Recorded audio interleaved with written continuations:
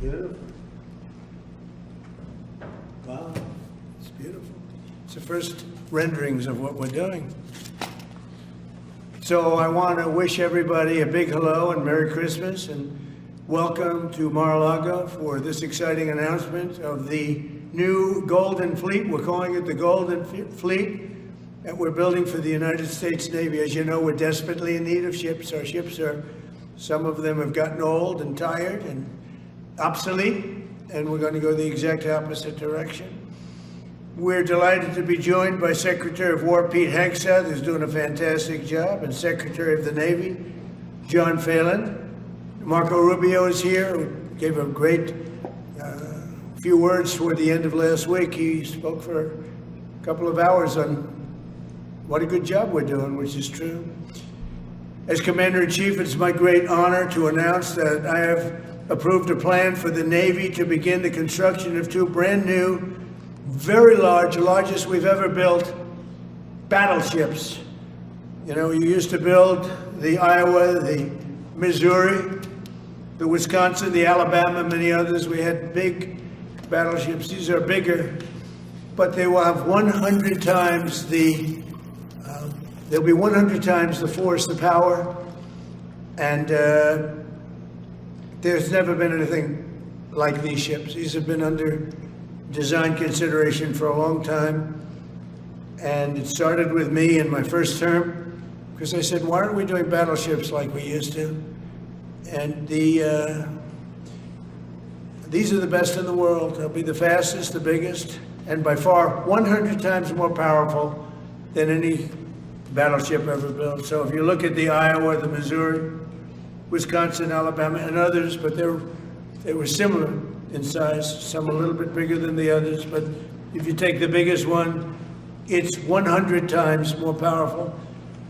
They're longer by a little bit, but and they're bigger ships, but they hold much more. They use the word lethality. Battleships are the largest, sturdiest, and most heavily armed vessel built specifically for naval combat.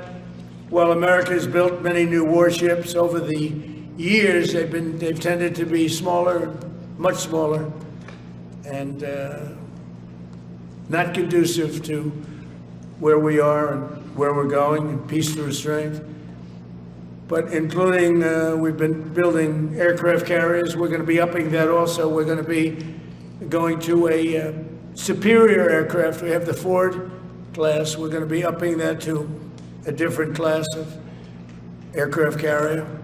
And we haven't built a battleship since 1994. These cutting-edge vessels will be some of the most lethal surface warfare ships. They will be actually the most ever built other than our submarines. We have submarines which will have, in many ways, even more lethality, and we have many of them under construction. Each one of these will be the largest battleship in the history of our country, the largest battleship in the history of the world ever built. And again, it's 100 times more powerful than the previous Iowa class, it's called. Those are the big ones that you'd see on a show. Victory at Sea. I don't know if anyone's seen Victory at Sea, but it was a classic. They'll help maintain American military supremacy, revive the American shipbuilding industry, and inspire fear in America's enemies all over the world. We want respect. We're going to have it. We already have it. More respected now than we ever were. A year and a half ago, they laughed at us. Now they respect us again at levels that they've never respected us. We envision that these two ships, we're talking about 10, but we're going to start with 2, and we're going to quickly morph into 10. And ultimately, we think it's going to be anywhere from 20 to 25 of these. But we're starting with the first 2 immediately, and we're going to then be very quickly involved with, I think, we're going to do another 8. And then we're going to ultimately, and pretty quickly, have a total of about 20 to 25. We'll make that determination. We envision that these ships will be the first of a whole new class of battleships to be produced in the years to come. From Theodore Roosevelt, the Great White Fleet, you remember that, the Great White Fleet, to the legendary USS Missouri, whose massive guns helped win World War II. America's battleships have always been unmistakable symbols of national power. We stopped making them for whatever reason, I don't know. And I want to congratulate John Thalen, who is your secretary of the Navy. He came to me the first day we met. He talked about battleships, and I said, "You're absolutely on the right track." He said, "Why are we doing other things? We have missiles, which are much more expensive." By the way, these battleships have tremendous numbers of missiles, but they also have guns. And in many ways, guns can do the trick just as well as missiles at a tiny fraction of the cost. Once completed, these new 30 to 40,000 ton plus vessels will be the flagships of the American naval fleet, and there has never been anything built like them. And I just want to be very clear that we're building them here. We're working with others, but we're building them here. We have great Navy yards. We'll be negotiating with some of the companies that are running those yards, taking over the yards. We used to build a ship a day during World War II. Now we don't do ships very much anymore. We do military ships, we do submarines. By the way, we're 15 to 20 years advanced in our submarines over anybody else. That was one of the things that I did in my first term. We make the best submarines by far in the world. We're at least 15 years advanced ahead of anybody else in submarine development. Most powerful, that's right, the most powerful weapon anywhere in the world, undetectable.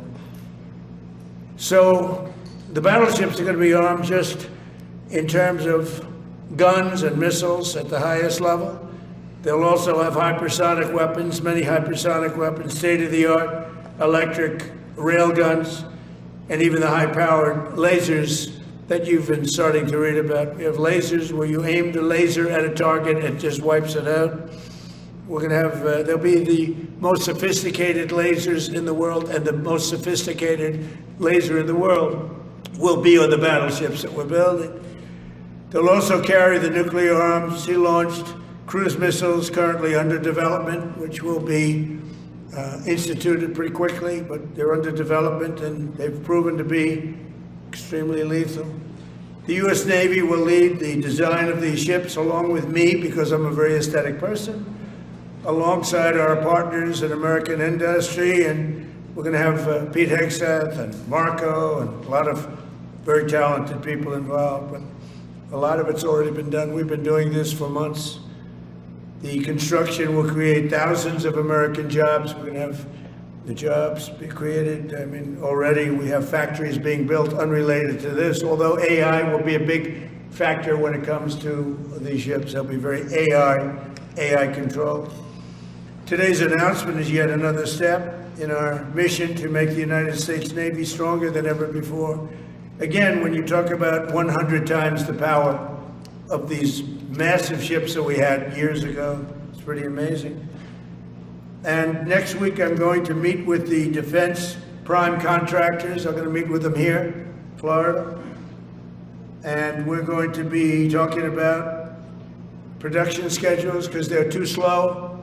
We have many countries, allies, that are wanting to buy. We make the greatest equipment in the world by far. Nobody's even close, but they don't produce them fast enough. So we're going to be meeting with them to talk about the production schedules. We're going to have strong production schedules.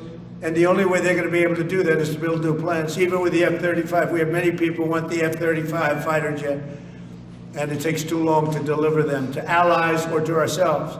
It takes too long. The only way they're going to be able to deliver them is if they build new plants. They don't want to build new plants because that's expensive. So we're going to be discussing production schedules. We're going to be discussing CapEx spending. We'll be discussing the pay to executives where they're making $45 and $50 million a year and not being able to build quickly. They're going to make that kind of money. They have to build quickly. Again, we make the best equipment in the world, but they don't make them fast enough. And we're going to be also discussing dividends. We want the dividends to go into the creation of production facilities. So we'll be talking about all CapEx, dividends, and the pay. We're also going to be talking about buybacks. They spend so much money on buyback. They want to buy back their stock. I don't want them to buy back their stock. I want them to put the money in plant and equipment so they can build these planes fast, rapidly, like immediately. I mean, I have sold more planes than any president by far, times probably 20. So every time I go someplace, I sell 100 planes. That includes commercial planes, Boeings, etc., but it also includes fighter jets. And I'm always having to say 5 years, 6 years, 7 years, helicopters, Apache helicopters, many years. India bought them. They want to get them. They don't want to wait a long time. So we don't want to have executives making $50 million a year, issuing big dividends to everybody, and also doing buybacks. And then they say, well, we don't have the money to build the plant. They got to build plants. Plans to make F-35s, plans to make helicopters, plans to make the F-47 new jet. And that's it. And that's what I'm going to be talking to them about. They're going to start spending money on building airplanes and ships and the things that we need, not in 10 years and 15 years. We need them now. And we're strong about it. Last week, the Navy announced a brand new class of frigate, and they're going to be working with the South Korean company. Hanwha, a good company, recently agreed to invest $5 billion in Philadelphia Naval Shipyard. We're opening up the Philadelphia Shipyard. Once a great yard. Now it was a long time ago decommissioned, but now it's reopening. Working with the Navy and working with private companies.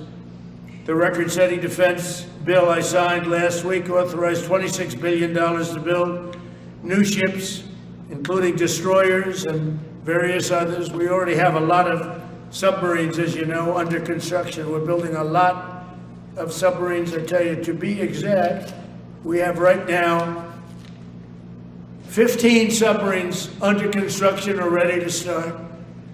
And we have, again, the greatest submarine in the world with our technology, like they talk about chips. Well, I would say submarines are a bigger deal than chips. We're at least 15 years ahead of any other competitor. China, Russia, nobody can come close. We're also building right now 3 large aircraft carriers in addition to the ones we have. And we have, actually, interestingly, we have a lot of submarines. How many submarines do we have now altogether, approximately? Sir, over 30 Huh? today. What? Over 30. We have over 30. But these are the super duper subs, and there's nothing like them. So we're going to be doing from 12 to 15 brand new submarines. We have a couple of other things going on. We'll be building other elements of Navy. We'll be fixing up headquarters. We'll be fixing up places for our great sailors to live. And we're going to be working very hard with companies, but we're also going to be penalizing companies that aren't doing a good job. For instance, when they built the Ford, Gerald Ford, the cost overruns were ridiculous. That was done in Norfolk, Virginia. We're going to be talking about that with that company. The cost overruns were out of control. In World War II, the United States built upwards of 4 ships per day. Can you believe it? 4 ships a day, on average. And now there weren't all big warships, but there were ships, freighters, tankers. And it's a tragedy that we allowed this incredible capability just go astray. We don't do that much anymore. We do build our warships, but that's about it. But that's a lot. We're going to restore America as a major shipbuilding power. We're going to ensure the USA is the most powerful fleet anywhere in the world, and long into the future, with battleships helping lead the way, and the submarines. And again, nobody competes with us on submarines. So I just want to thank everybody, and I'd like to ask Secretary Hegseth to say a few words, followed by the Secretary, but if you would, Secretary of the Navy. But Pete's doing a fantastic job. By the way, we have drugs are down 96.2% coming into the United States. 92.6 by sea. And soon we'll be starting the same program on land. The land is much easier. But every one of those boats that we knocked out saved 25,000 lives. So we save 25,000 lives every time we knock out one of those boats with the drugs pouring in, and you just have to see it. I mean, people say, "Oh, gee, do you think it was really drugs?" Well, just take a look. Bags all over the place. That's not fishing equipment. There's no fishing rods on those boats. They move fast. When you see a boat with 4 engines or 5 engines on, going 40, 50 miles an hour, well, they get hit. We save 25,000 lives every single time we knock out a boat, and it's over 96% stopped by sea. We're trying to figure out who the other 4% are, frankly. And we're going to have the same success, but even quicker, because it's much easier on land. If they want to come by land, they're going to end up having a big problem. They're going to get blown to pieces, because we don't want our people poisoned. 300,000 people died, probably last year 300,000. A lot of people say it was 200. Somebody said last night it was only 175,000 people. That's like 3 stadiums, big football stadiums filled up with people died. But I think the real number is 300,000. We're not going to have that anymore. So we're doing a great job, and we enjoy doing it. Our border is secure. Our country is strong. Trillions of dollars is coming into our country from other countries and companies. They're building factories and plants, including auto plants, all over the United States of America. Without tariffs, they wouldn't be doing anything, although they were very happy with the November 5th election. But it's only because they want to avoid paying tariffs that they're all coming in. And again, the biggest number was $3 trillion in history. That was China many years ago. Now it's $18 trillion, and that's just in 10 months. We think we could hit $20 trillion. That's investment in the United States, including plant and equipment. So thank you very much, and I'll ask Pete to say a few words, and then John. If you have any questions, we'll take them. Thank you. Thank you, Mr. President. Well, Mr. President, you're exactly right. There are no fishing poles, no fishermen, and no fishing boats. Just drug dealers and narco-terrorists. And with every strike, we're saving American lives. No other president was willing to do real deterrence. That's exactly what's happening. It's an honor to be here, Mr. President, Mr. Secretary, Secretary Rubio, to talk about what peace through strength really looks like. You can talk about it, or you can invest in it, and you can build it. And that's exactly what President Trump is doing. At the Department of War, we're restoring the warrior ethos. In fact, the president mentioned the NDAA. We put into law merit-based. We put into law getting rid of DEI and political correctness. That's now part of how our military operates. And you've seen it in record recruiting in the spirit of the Department of War. We're rebuilding the military. President Trump did it once. He's doing again with historic investments today in shipbuilding. And we're reestablishing deterrence, whether that's at the border, whether it's through Golden Dome, what happened with Midnight Hammer and what Iran found out, those drug boats, and of course the Houthis opening up the shipping lanes. American strength is back on the world stage. And the announcement of the Golden Fleet, anchored by new battleships, the biggest and most lethal ever, accomplishes all 3 of those things and marks a generational commitment to American sea power. Across the entire department, we are developing new operational concepts, deploying cutting-edge technologies, and making major investments, including in our Navy. This is happening in all domains, including space, as the president has talked about before anyone else. So it's the highest of domains and the lowest of domains under sea, and especially today in sea power, that always has to be decisive, has been in the history of America, and will continue to be under the leadership of President Trump.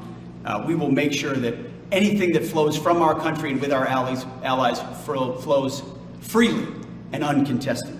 New and better ships will provide that deterrent today and for generations to come. This new class, these new investments, will be the types of things that for decades, for centuries, the American people will look back and thank President Trump for having the vision and the willingness to invest right now in capabilities we need today, tomorrow, and long into the future. So, Mr. President, thank you for this investment, and I'll hand it over now to the Navy Secretary.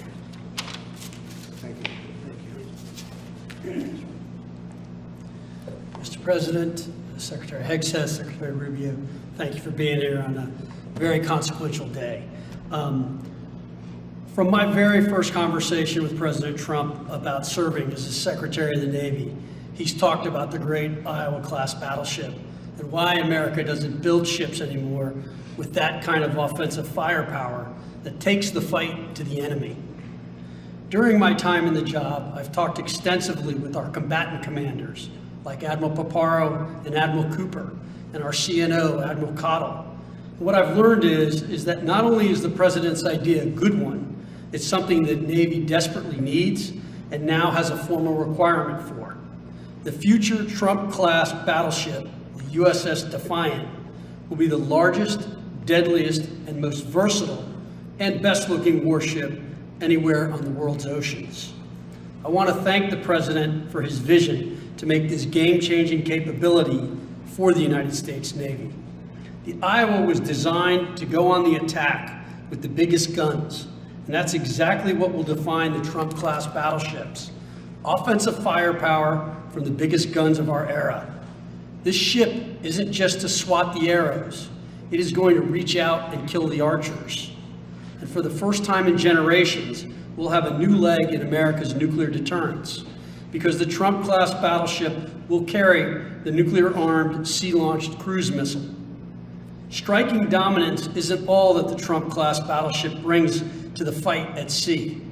It has the size and capacity to serve as a flagship for our fleet commanders so that they can command and control naval forces far out to sea. As shown in the series, and the President mentioned it, Victory at Sea, Admirals Bull Halsey and Raymond Spruance commanded the war in the Pacific from their battleship flagships during World War II. Now this new battleship will command everything from warships to drones and everything in between. We're going to make battle groups great again.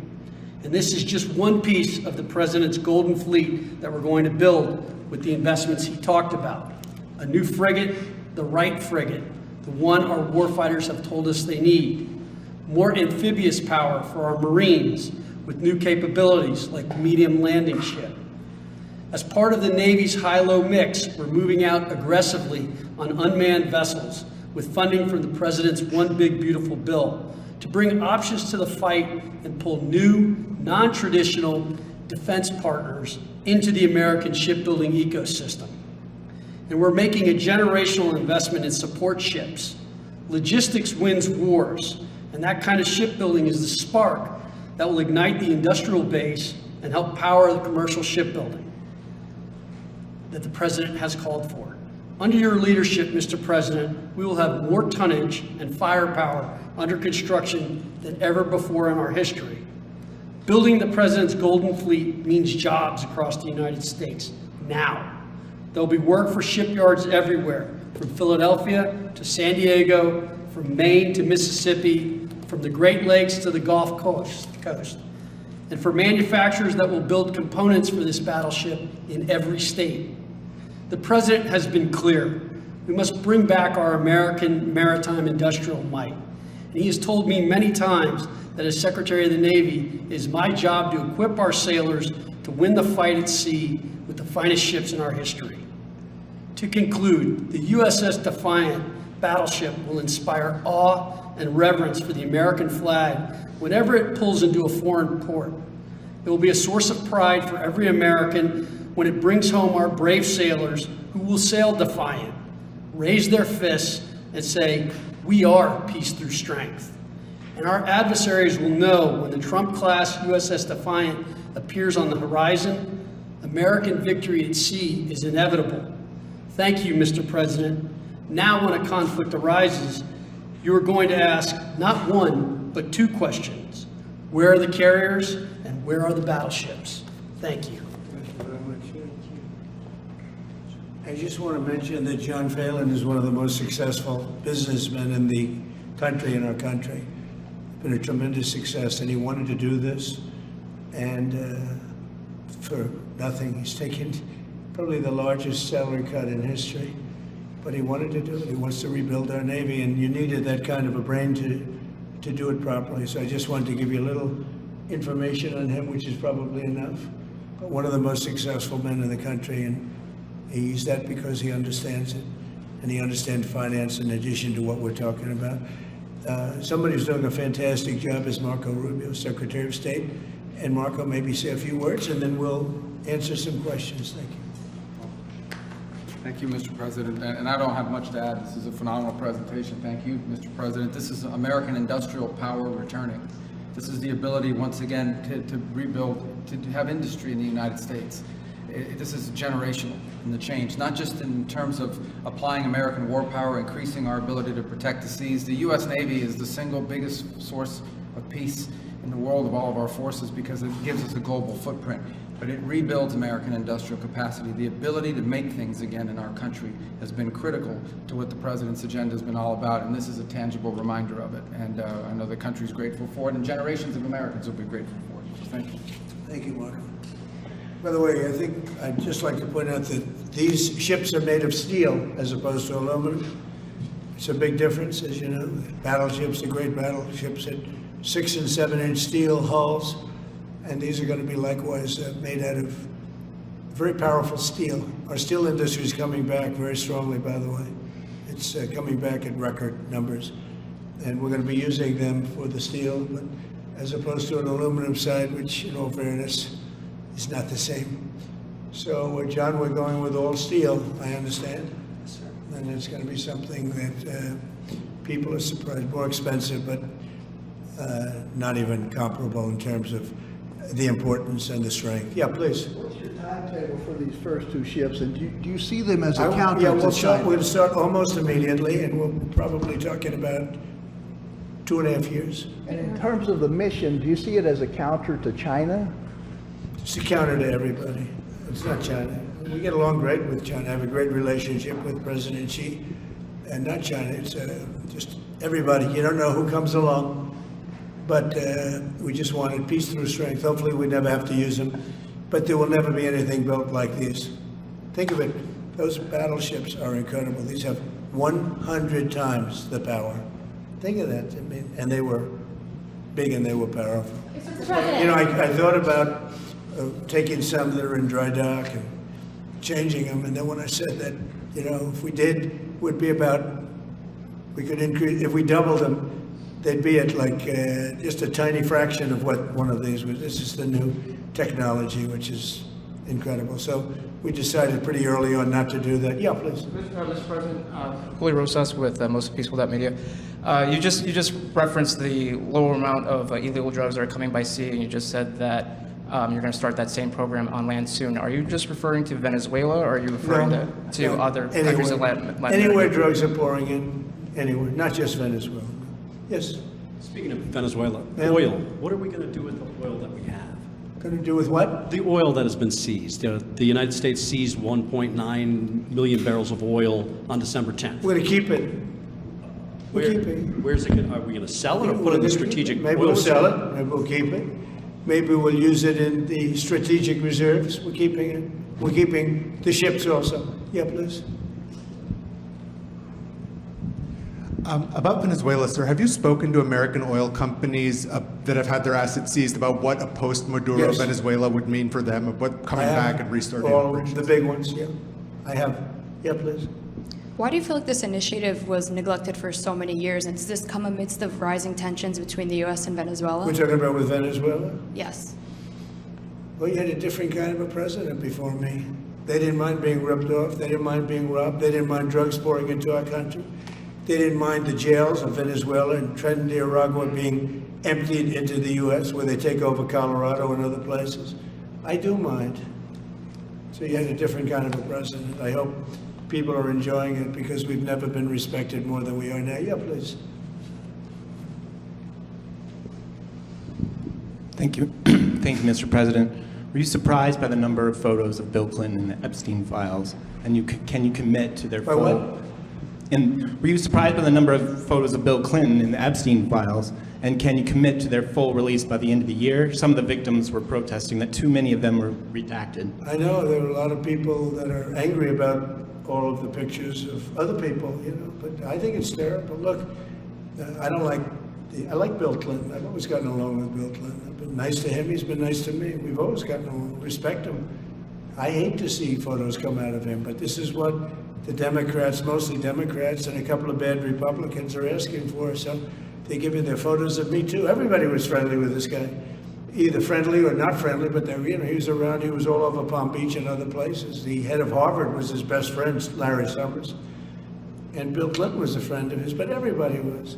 I actually threw him out of Mar-a-Lago, and as a person who was in Mar-a-Lago, I threw him out. Mar-a-Lago, this is Mar-a-Lago. It's the hottest place I think it's the hottest place in the world, but it's the hottest place in Florida.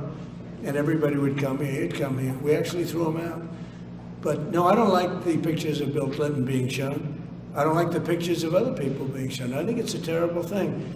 I think Bill Clinton's a big boy, he can handle it, but you probably have pictures being exposed of other people that innocently met Jeffrey Epstein years ago, many years ago, and they're highly respected bankers and lawyers and others, and they'll end up, because of guys like Massey, who's a real lowlife, whose polls are down to about 9%, by the way, in the great state of Kentucky. If you look at Kentucky, Kentucky is such a great place, but I don't know, they've got a couple of people on there that are very strange in terms of leadership, but Massey's a loser, and he likes it, and then he works with the Democrats. He's just being used by the Democrats, because what this whole thing is with Epstein is a way of trying to deflect from the tremendous success that the Republican Party has. Like, for instance, today we're building the biggest ships in the world, most powerful ships in the world, and they're asking me questions about Jeffrey Epstein. I thought that was finished. I believe they gave over 100,000 pages of documents, and there's tremendous backlash. It's an interesting question, because a lot of people are very angry that pictures are being released of other people that really had nothing to do with Epstein, but they're in a picture with him because he was in a party, and you ruin a reputation of somebody. So a lot of people are very angry that this continues. A lot of Republicans are angry because of the fact that it's just used to deflect against a tremendous success. Look, we have $18 trillion coming into our country. We have, I believe, we're going to have the most successful economy in history. We inherited a mess. Now prices are coming way down. Gasoline is less than $2 in some states. $1.99, $1.97, $1.95 a gallon. $1.95. Think of that. A gallon. Nobody ever thought they'd see that.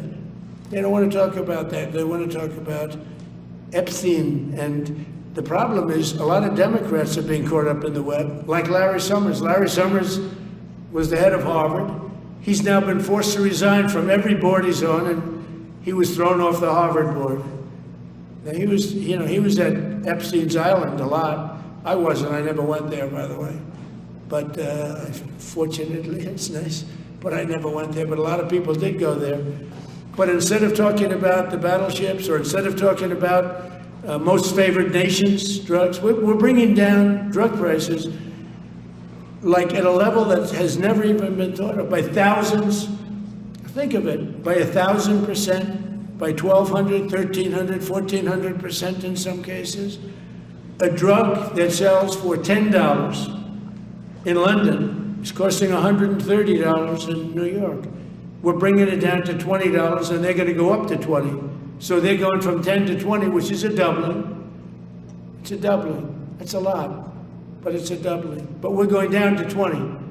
So we're going down, if you can do your own math, but it's 2,000%, 3,000%.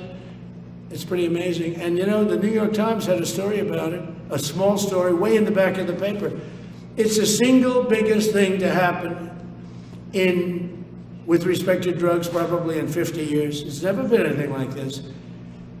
In my first term, I was able to get drug prices down 1/4%. It's the first time in 28 years that they went down. 1/4%. I'm so proud of myself. Now we're doing them 2,000%, 1,500%, 1,200%. That pill that sold for $130 will now be selling, as an example, for $20. Because the rest of the world took advantage of us. Without tariffs, I could have never done it. I called up the heads of the countries. As an example, France, I spoke to a very good man, President Macron of France, and I said, Emmanuel, you have to raise your drug prices. He said, no, we will not do that. I said, you have to. He said, no, I don't want to do that. Look, you're asking me if we go to $10 to $20, you're going to come way down to 20. We don't want to do that. Now, in all fairness, no other president even tried. But if they did try, there was actually a fake story in stupid USA Today. I didn't even think they make it anymore. I haven't. But I saw a story where Biden was trying to do this. Biden never tried to do it. Biden didn't know he was alive. He never tried to do it. But they're taking it from $10 to $20. So he would say, and the other leader said the same thing. No, we won't do it. I said, no, you're going to do it 100%. They said, nope, we're not doing it. We're not going to double our price. Because, again, if you go from $10 to $20, they're doubling their price. We're coming now, though, from $130 to $20, because we're going to get the lowest drug prices in the world. Whatever the lowest price is called favored nations. We're going to have the lowest price. So I said, no, you're going to. No, I will not do this. Politically, it's unacceptable. I said, Emmanuel, you're going to do it 100%. Please accept it now. Be nice. You're going to do it 100%. No, I will not. I said, yes, you are. He said, why do you keep telling me I am when I'm not? Because if you don't do it, I'm going to put a 25% tariff on everything France sells into the United States of America. And that's approximately 20 times more than I'm asking for with respect to drug prices. He said, oh, I see. I agree to do it. Every other country said the exact same thing. They all said, no, I will not do it. I said, all right, on Monday morning, you'll have the 25% tariff, everything you sell. In the case of France, it was wine, champagne, cars, everything they sell. It's 25 to 30 times the price of what we're talking about, at 25%. Every single country agreed. And that was a big problem. The drug companies were difficult, but fine, because we have a certain control over the drug companies. We had no control over these foreign nations. So every single country has agreed to do this. So we will take that pill price down, as an example, talking about not just pills, we're talking about everything. We'll take it down from $130 a pill down to $20 a pill. And the rest of the world will take it from $10 a pill up to $20. It's the biggest thing ever to happen, and it's covered, barely covered in the New York Times, because it's a fake newspaper. Yeah. Mr. President, on shipbuilding, how is the administration plan to ensure that there's sufficient workforce availability as you're producing these ships? Could you speak up? How does the administration plan to ensure there is sufficient workforce availability as you're producing these ships? We're going to have we're going to have tremendous workforce availability. We're also going to have robots helping us. We're going to have a lot of robots helping us because we need it. And because we're going to town, we're building a lot between the AI and the auto plants. So we're going to need robots. We're going to have robots, but that's going to help us. We're going to have a tremendous workforce. And in order to operate you're always going to need people. You know, you can have robots, but you're going to have to get somebody to start those robots, and you're going to have to improve the robots. But we're going to have robotic factories plus manpower. So we're going to have enough. We're going to need the help of robots and other forms of, I guess you could say, employment. We're going to be employing a lot of artificial things, but the beauty is we're going to have more jobs than we've ever had. Just so you know, a number came out the other day. We have more jobs right now in the United States. More people are working right now in the United States than at any time in the history of our country. Think of that. Pretty amazing. So we'll have the help of, mechanical help, if you want to call it that, but we'll have tremendous employment. They'll be paid a lot of money. They'll do better than they ever did. Okay? Mr. President, some may have been expecting a different kind of announcement today, hearing your Secretary of War and Secretary of State here. You mentioned strikes on land in Venezuela more than 15 times, even now, just in your recent remarks. Why should Maduro take your threats seriously? And he can do whatever he wants. What's your end game? Maduro? What's your end game? There's no answer. He can do whatever he wants. I mean, we have a massive armada formed, the biggest we've ever had, and by far the biggest we've ever had in South America. He can do whatever he wants. It's all right. Whatever he wants to do. If he wants to do something, if he plays tough, it'll be the last time he's ever able to play tough. But they sent their prisoners into us. They sent people from jails, prisons. They sent people from mental institutions and insane asylums into the United States. Just walked right in because Biden had an open border policy. What the Biden administration did to our country can never be forgotten. They took in millions and millions, 25 million people over the course of 4 years. Many of those people were murderers and drug dealers, prisoners, rough prisoners. 11,888 murders.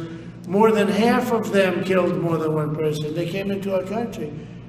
Now, I spoke to Christine Noem today. I spoke to Tom Homan today. He came down to see me. And we had a great meeting. They've done an amazing job. We're getting them out. We're getting them out very fast. But this should have never happened. But Venezuela was Venezuela took advantage of the open borders that Biden created more than any other country. Tren de Aragua, we had gangs all over. Look, I mean, you have a very weak governor in Colorado. Look what happened in Colorado where they would occupy apartment houses. And he didn't want to do anything about it because he was scared. Any other questions? Yeah, go ahead, please. So in response to the United States taking sanctioned oil from Venezuela, Colombian President Gustavo Petro criticized the United States by saying, well, the Southwest is stolen land and that it should be returned to Latin America. I just wanted to know what your response to that is. Well, he has to watch because, you know, he's got drug factories. They make cocaine in Colombia. And he's no friend of the United States. He's very bad guy. And he's got to watch his ass because he makes cocaine and they send it into the United States of America from Colombia. We love the Colombian people. I love the Colombian people. They're great people, energetic, smart, great. But their new leader is a troublemaker. And he better watch it. He better close up those cocaine factories. They have at least 3 major cocaine factories. We know where they are. He better close them up fast, yeah. By the way, it's made and sold into the United States. Comes through Mexico. Thank you, sir. You've named Governor Landry to be new special envoy to Greenland. Yeah. What do you see that role entailing? And is it still your intention that Well, he Greenland called become me, part of and the you know, U.S.? he viewed Louisiana, the Louisiana Purchase. He said, I'm governor of Louisiana. And he said, I didn't call him, he called me. He's very proactive. He's a great guy. He's a deal guy. He's a deal maker type guy. And we need it for national protection. We need Greenland for national protection. They have a very small population. And I don't know, they say Denmark, but Denmark has spent no money and they have no military protection. If they say that Denmark was there 300 years ago or something with a boat, well, we were there with boats too, I'm sure. So we'll have to work it all out. But he felt very strongly, we need it for we need Greenland for national security. Not for minerals. We have so many sites for minerals and oil and everything. We have more oil than any other country in the world. We need Greenland for national security. And if you take a look at Greenland, you look up and down the coast, you have Russian and Chinese ships all over the place. We need it for national security. We have to have it. And he wanted to lead the charge. So we're making him, Marco, today, a special envoy to Greenland. Greenland's a big deal. Yeah. Mr. President, on Ukraine, can you give an update on the talks that took place this past weekend, and could a trilateral discussion of sort be the next step for Ukrainian, U.S. and Russian So the delegations? talks on Ukraine, Russia are going along. They lost, as you know, 27,000 soldiers last month, mostly soldiers, some people in Kiev, etc., but mostly soldiers. And the talks are going along. And I say that, you know, there's tremendous hatred between these two leaders. Between President Putin, President Zelensky, tremendous hatred, and I hope we can get it done. We are talking, talks are going okay, but, you know, I've solved 8 wars, and Thailand is starting to shape up. You know, they started with Cambodia, they started up again, but I think, Marco, we have that in pretty good shape to have that stopped. So we stopped 8 wars, and I thought this would be in the middle of the pack, but maybe easy, but in the middle of the pack. But there's a lot of hatred between those two people, and when there's hatred, there's, you know. But we stopped one war 38 years, one war 35 years, one war was going on for 32 years. And we stopped, think of it, we stopped a potential nuclear war between Pakistan and India. And the head of Pakistan, highly respected general, he's a field marshal, and also the Prime Minister of Pakistan said, President Trump saved 10 million lives, maybe more, by getting that war. You know, 8 planes were shot down. That war was starting to rage. And he actually said the other day that President Trump saved 10 million lives, maybe more, So we solved all these wars. The only one I haven't solved yet is Russia, Ukraine. Are you still pushing for the Christmas Day deadline with Russia and Ukraine? And have you spoken with Putin or Zelensky or plan to push the I'll do deal? whatever I have to do. I mean, I'd like to see it stop. Look, we don't lose any money on that war anymore. You know, Biden gave $350 billion, and who knows what happened to it. We now sell missiles, planes, all of the best military equipment. We sell it to NATO. We got NATO to go from 2% GDP to 5%. Nobody believed that to this day. Nobody's going to write that, but nobody believed it. And they take that money and they pay it to the United States for weapons. So we sell weapons to NATO. We sell full price. We sell weapons to NATO, and NATO takes those weapons and probably distributes them, but gives a lot of them to Ukraine. So we don't lose any money like we did with Biden. He was spending money like a fool. He was a fool. What he did to our country is so horrible. But he gave $350 billion between cash, gave a lot of cash, $350 between cash and weapons. You remember at the beginning of that whole thing, I gave them javelins. Javelins are the anti-tank busters. And President Obama at the time gave them sheets. I gave them javelins. They gave them sheets. But you know, the bottom line is time for, I think they're all tired of that war. Everyone's tired of that war. It's got to stop. Yeah, please. The U.S. was in active pursuit of a sanctioned oil tanker yesterday. The name of that tanker, was the U.S. able to seize No, it? it's moving along, and we'll end up getting it. Yeah, we're actually pursuing it. Can you imagine? Because it came from the wrong location. It came out of Venezuela, and it was sanctioned. Yeah, please. Ultimate goal in Venezuela to force Maduro from power. Well, I think it probably would. I can't tell that. That's up to him what he wants to do. I think it would be smart for him to do that. But again, we're going to find out. Look, Venezuela did terrible things to the United States. They sent hundreds of thousands of people, millions of people into our open border. They sent their criminals, they sent their prisoners, they sent their drug dealers, they sent their mentally insane and incompetent people into our country more than any other country. Others did too. The Congo did. Others did too. And we just let them come right in because we were run by a stupid president. But you don't have a stupid president anymore. Mr. President, have you set up the meeting with the healthcare insurers just yet? And what are you hoping to get? How I'll are be you setting hoping it to up. I lower think we're costs? going to meet with healthcare, the healthcare insurers, the insurance companies. So what I'm asking for in healthcare is very simple. Obamacare is a disaster. I call it the Unaffordable Care Act. Unaffordable as opposed to, it's unaffordable. They're going to have a tremendous increase in premiums, which is Obamacare, which is them, the Democrats' fault. They'll try and blame Republicans. It has nothing to do with us. It's the Democrats' fault. What I want to do is we spend hundreds of billions of dollars a year that go to insurance companies. I want that money to go to the people and let the people buy their own health care. And everybody loves it. It's become our issue.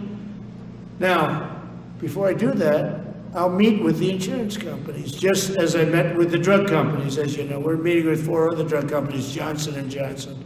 But they've all agreed. We're meeting with them this week. It's coming up. It'll be a similar meeting. They've all agreed. But nobody would have thought the drug companies were going to do what they did, where they're giving away free drugs. And they've been so great. Okay? And we have most favored nations. Nobody thought that was possible. I don't think any other president ever tried to get it because they never thought they could. But with respect to the insurance companies, I want to meet. There's essentially 14 of them, 10 big, but there's a total of 14 pretty much, pretty big. And I want to meet with them and I want to say, I want you to cut your rates way down, way down. And maybe if they do that, we'll be able to not cut them out. We'll be able to continue to deal with them, which is probably a little easier process. I think the best process is pay the money directly to the people, let them buy their own health care. But I'm going to meet with them the first week back. I do it now, but they're trying to come up with a schedule. They want to meet badly. They've told me, but they want to come up with a schedule. I said, make it a good schedule. Your rates have to come way down. We're also going to meet with other insurance companies because under Biden, the insurance rates have gone through the roof. Auto insurance, home insurance. I mean, insurance companies are making far more than they're entitled to make. So we're going to be doing that. But just in the meantime, we'll be meeting with the insurance companies in the first week, the first few days back, in Washington, because they're trying to come up with a proposal that will satisfy me. Thank you very much, everybody. Appreciate it. I hope you're going to enjoy the battleships. They're going to be beautiful. Thank you. And have a great Christmas if I don't speak to you. Thank you very much. Thank you very much.